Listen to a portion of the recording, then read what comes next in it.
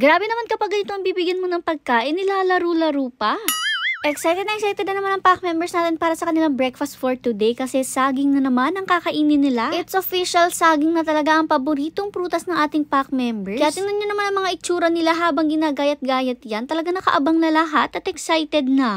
Okay lang naman. Ito yung favorite nila kasi nga masustansya din naman to para sa kanila. And konti lang din kasi talaga per serving ang binibigay namin sa kanila. Kaya naman ganito sila parang sabik na sabik palagi. Maigi na yung konti kasi alam nyo ba may mga prutas na high in sugar na maaaring makasama sa mga dogs na may diabetes or mataas yung mga sugar. Pero for our pack members wala namang ganun kaya go lang tayo pagpapakain ng kung ano ng mga fruits and veggies. Eto nga dito na ginahit-gayat ni mama sa kanilang pakainan nitong saging para malaman din kung tigi-ilan sila. So dito nga sa mga malalaking pakainan para to sa mga adults at tigda 2 buong saging yung nilagay ni mother. Iba't ibang size din nga pala yung pag-slice niya. Yung unang saging na isa-slice niya, hatiin niya sa 4 at yung pangalawang saging ay nahati lang sa 3. Etong si Snow White nanonood parang inaaral yung paghahati.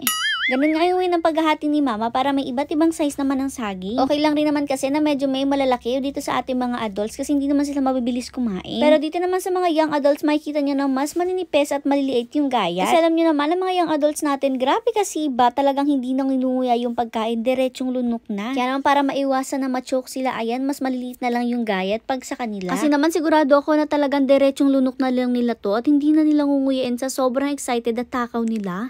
At ayan nga po nung matapos na sa mga young adults ay ready na tipapakain na lang. Yes po, opo, walang dog food yan. Purong saging lang talagang kakainin nila kasi mabigat rin naman to sa tiyan. And tuwing morning po kasi talagang sobrang konti lang ng kain nila. Kaya naman caring na tong 2 piraso ng saging na to para sa kanila. Inuna lang ang bigyan itong si Hercules at may pa-slide effect pa ang pagbibigay ni mother. Ito nga makikita nyo dito ang gawain ni Hercules, talagang nilalaro-laro niya muna yung pagkain. Tapos pag ayaw nga niya, itutulak-tulak niya pa yan palayo. Ganyan po talaga ang gawain niya kahit sa dog food. Maya pa inumpisa na rin bigyan lahat ng ating pack member. Syempre, inuna na si Snow White kasi kanina pa nga siyang nakatingin. Eto, kalmado naman yung pagkain niya. Talagang inunguya niya muna ng maigi. Ganon na rin naman itong ating Chanel. Paunti-unti lang yung kain, kaya very good. Eto, si Olaf naman manang-mana sa kanyang mama Snowy. Grabe ang katakawan pagdating sa saging. Si Mustang naman, alam niyo naman to, mahinhin kahit sa anong pagkain. Eto naman si Leon, taga Mindoro, pero siya pa talaga may ayaw ng saging. Binigyan na rin ito si Thunder. Bet na bet din niya ang saging, pero chill lang siyang nguya. Sabi ko naman sa inyo, chill lang ang pagkain ng ating mga adults. I-differentiate nyo naman ang pagkain dito sa ating mga young adults. Tingnan nyo, talagang nagkakaubusan na agad, hindi pa na ibaba yung pakainan. Etong si Robin, ubus na agad yung kanya, kaya pinipigilan siya ni mama kasi agawan niya talaga si Bordax. Wala pa nakakain yung isa. Diba parang isang segundo lang, naubos agad yung kanila. Syempre, ganun din dito sa isa pa. Kay Rex at kay Rocky, tingnan nyo naman, diretsong lunok na rin. Kaya maganda talaga na maliliit yung gayat. Ito naman Kuya Calvin natin, mana kay Daddy Hercules, mahinhin lang din pagdating sa pagkain. Si Athena naman, bet na bet din niya talaga ang saging. Syempre, di magpapahuli ang ating Mother Snowy. At ito naman 2 magkapatid na to, parang seasonal. Minsan gusto ng saging, minsan hindi.